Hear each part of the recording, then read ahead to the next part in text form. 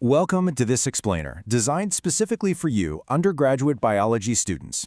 Today, we're mastering the foundational evolutionary concepts of macroevolution and speciation to get you fully prepped for your upcoming exams. If you're looking to finally bridge that tricky gap between microevolution, those small changes in allele frequencies over time, and macroevolution, which is the broad pattern of evolution above the species level, well, you are in exactly the right place. Let's get started. Now, Charles Darwin actually called the first appearance of new beings on this earth that mystery of mysteries. It's an epic puzzle that totally captivated him during his time on the Galapagos Islands, and honestly, it still forms the absolute core of your biology studies today. How do new species actually form from existing ones? It's the ultimate question that connects those tiny, everyday genetic mutations to the vast, incredible tree of life that spans billions of years. To get you completely exam ready, here is our roadmap for this explainer. We'll be defining a species, looking at barriers to reproduction, contrasting allopatric and sympatric speciation, breaking down hybrid zones, and finally, examining the pace of speciation.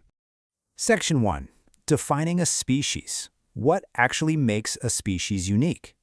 Let's establish our baseline vocabulary. In our day-to-day lives, we usually just group animals by how they look, right?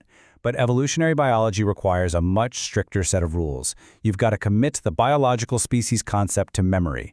It dictates that a species is bound together by reproductive compatibility, not just physical appearance. That means ongoing gene flow, the literal transfer of alleles between populations, is the invisible glue holding a species' gene pool together. Simply put, if two organisms can interbreed in nature and produce healthy, fertile offspring, they firmly belong to the same biological species. But hey, nature absolutely loves throwing us a curveball, so the biological species concept isn't completely perfect. Enter the growler bear. Grizzly bears and polar bears are physically and ecologically super distinct, but occasionally gene flow sneaks through, giving us these viable hybrids. It's a fantastic reminder that biology is incredibly dynamic. Because of wild exceptions like this, researchers sometimes have to pivot to alternative definitions, like the morphological or ecological species concepts, when reproductive isolation just isn't absolute. Moving on to Section 2. Barriers to reproduction. The rules of the biological game. So if a new species is actually going to form, you absolutely must have reproductive isolation. This means there have to be biological factors acting as literal roadblocks, stopping members of two different species from interbreeding. Without these barriers, gene flow just keeps happening and the species remain one. But once these biological blockades are up, they severely limit the formation of hybrids, which allows two populations to genetically drift apart over time until they are entirely distinct. You'll definitely want to lock down the timing of these barriers for your exams, as contrasting pre- and post-zygotic barriers is virtually guaranteed to show up on your tests. Think of pre-zygotic as before the zygote, meaning it blocks fertilization entirely. This could be because the populations breed in completely different seasons, or maybe they just prefer entirely different habitats. On the flip side, post-zygotic kicks in after the zygote forms. So if an egg does get fertilized, post-zygotic barriers will cause developmental errors in the embryo, or perhaps make the surviving adult hybrid completely sterile. To help the concept of pre-zygotic barriers really stick in your memory, just picture the mechanical isolation of Japanese snails. A simple genetic mutation causes some of their shells to spiral counterclockwise and others clockwise. Because of this structural difference, their genital openings physically cannot align to mate. It's a total mechanical mismatch. Or think about behavioral isolation, like the famous high-stepping courtship dance of the blue-footed booby. If a male doesn't perform the exact unique script of the dance to show off those bright blue feet, the pre-zygotic barrier holds firm and the female simply walks away. All right, Section 3. Allopatric versus sympatric speciation. The geographic divide. Now that we understand the biological barriers, we need to look at how the environment actually forces these barriers into existence.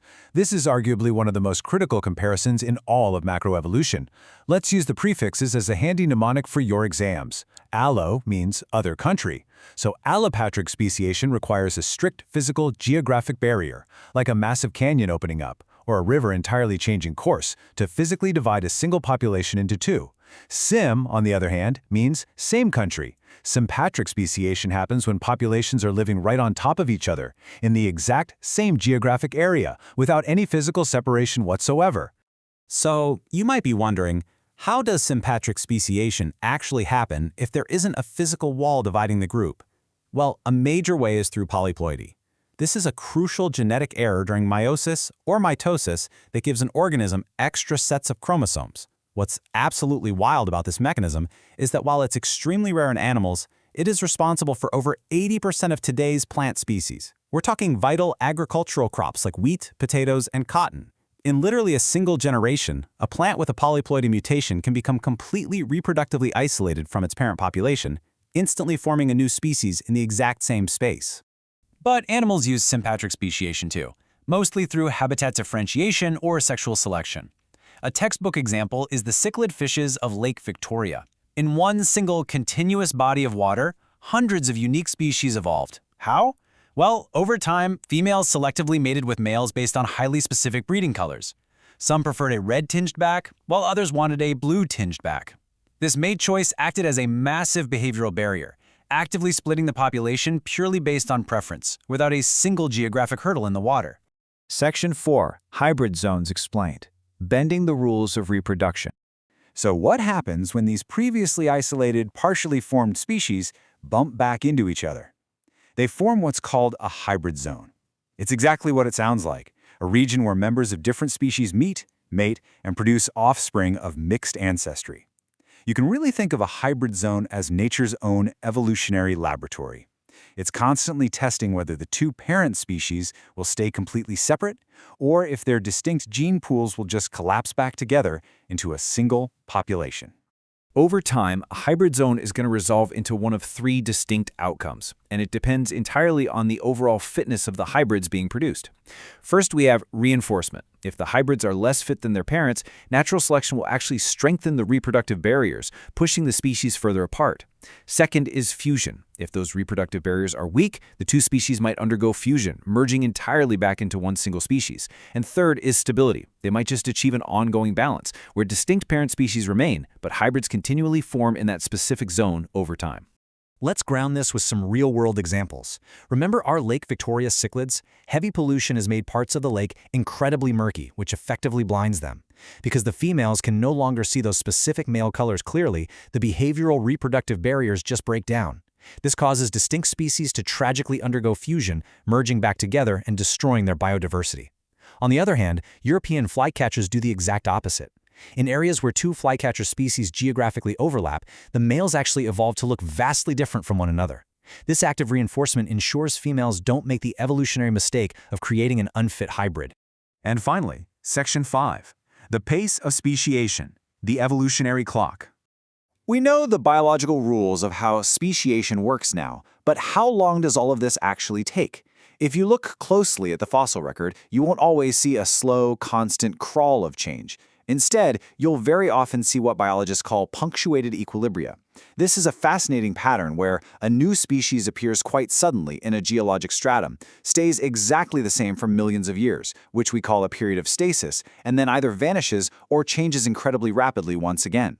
When we contrast these two evolutionary models, the difference in pacing is pretty stark. The punctuated model shows long periods of stasis heavily broken up by sudden, dramatic branching. By contrast, the gradual model presents an alternate reality where species diverge slowly, steadily, and constantly over vast periods of geologic time. But here's a quick pro tip for your exams. When paleontologists say a species appears suddenly in the punctuated model, keep in mind they are speaking in vast geologic time. That so-called sudden change might still take 50,000 years. It's just exceptionally rapid when you compare it to the millions of years of totally unchanging stasis that follow. So, does life just have some universal evolutionary clock ticking away in the background? Researchers actually set out to calculate the exact time between speciation events across dozens of different plant and animal groups. They found that speciation can happen relatively quickly in just a few thousand years, or it can be dragged out, taking up to 40 million years. But the average time across the board is a staggering 6.5 million years. Ultimately, this proves that organisms do not have some internal speciation clock.